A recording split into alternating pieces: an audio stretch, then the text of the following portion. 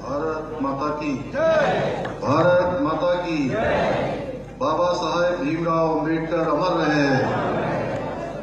क्या बात है, आवाज बहुत कम निकल रही है। थक गए क्या?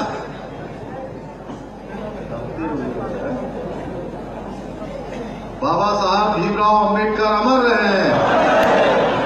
बाबा साहब भीमराव अम्बेडकर अमर रहे।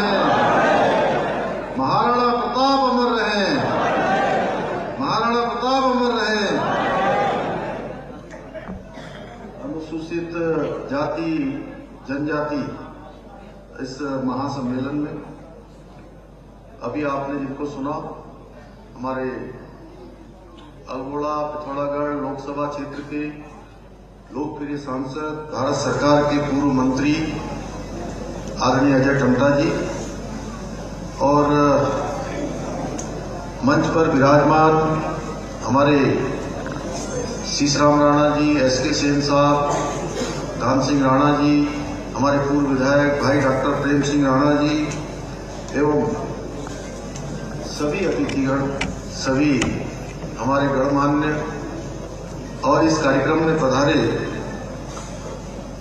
सभी मेरे बड़े बुजुर्ग, सभी उपस्थित माताएं, बहनें, हमारे सभी नौजवान साथियों, मैं इस महासम्मेलन में भारी संख्या में अनुसूचित जाति और जनजाति समाज के आए हुए सभी भाई बहनों का हार्दिक स्वागत एवं अभिनंदन करता हूं कि आप सब लोग इतनी बड़ी संख्या में पधारे। हमारे मुकेश कुमार जी के द्वारा, जो अध्यक्ष हैं हमारे अनुसूचित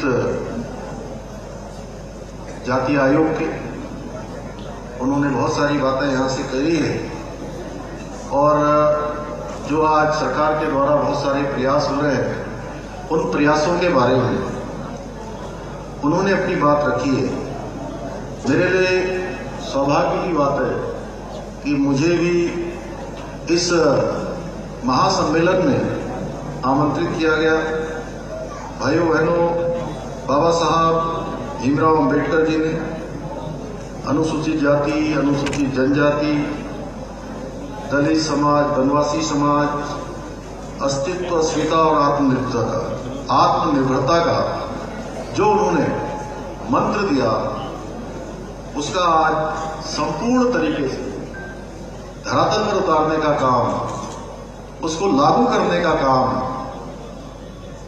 और जन जन की जो अभिलाषा सेवा की डॉक्टर भीमराव अम्बेडकर जी के मन में थी, उसको धरातल पर उतारने का काम कोई कर रहा है तो भारत मां का सपूत हमारे देश के यशस्वी प्रधानमंत्री आदरणीय नरेंद्र मोदी जी इसको साकार कर रहे हैं।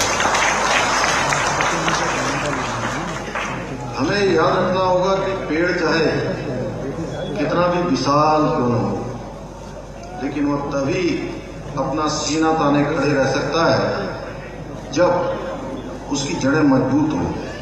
और हमारा अनुसूचित जाति जनजाति का जो समाज हमारे वट वृक्ष रूपी देश की मजबूत जड़ के समान है। भाइयों बहनों, मैं पिछले दिनों एक कानून हमने यहां पर बनाया है। इस पूरे समाज के अंदर, हमारे आसपास के क्षेत्रों में धर्मांतरण भी एक नासूर की तरफ पैदा हो गया और धर्मांतरण जिन स्थितियों में हो रहा है वो हमारे लिए अच्छे संकेत नहीं है। वो हमारे लिए बहुत चुनौती है हमारे समाज के लिए, चाहे अनुसूचित जाति समाज हो या जनजाति समाज हो।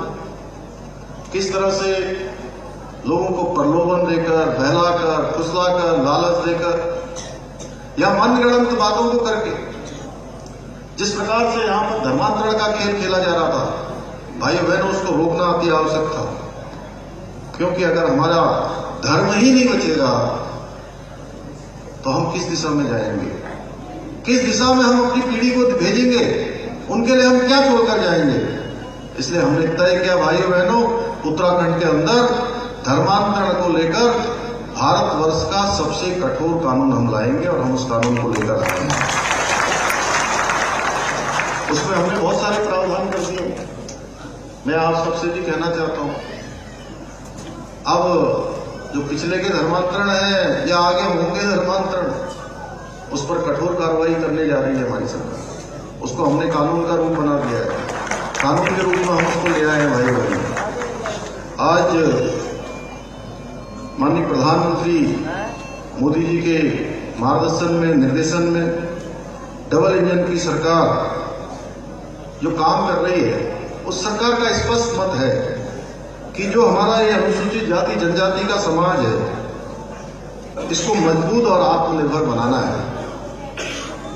हर दृष्टि से हमारे देश और प्रदेश की उन्नति के लिए भी ये बहुत आवश्यक है कि यह समाज हमारा मजबूती से अपने पैरों पर खड़ा हो।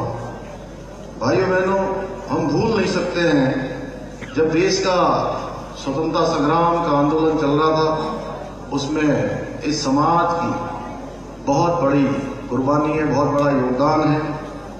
और आज विशेष रूप से जो केंद्र की सरकार है, मोदी जी के नेतृत्व में चल रही है, वो एक से एक ऐतिहासिक कार्य जो हो रहे हैं वो हम सबके सामने हैं। और जो प्रत्येक ऐतिहासिक कार्य का जो मोदी जी के नेतृत्व में हो रहे हैं, जैसे देश के अंदर जितने प्रधानमंत्री हुए हैं अभी तक, उन सभी प्रधानमंत्रियों का एक म्यूजियम बनाने का काम, एक संग्रहालय बनाने का काम किसी ने किया है तो हमारे देश के यशस्वी प्रधानमंत्री मोदी जी के नेतृत्व में संपन्न हुआ है। भाइयों बहनों,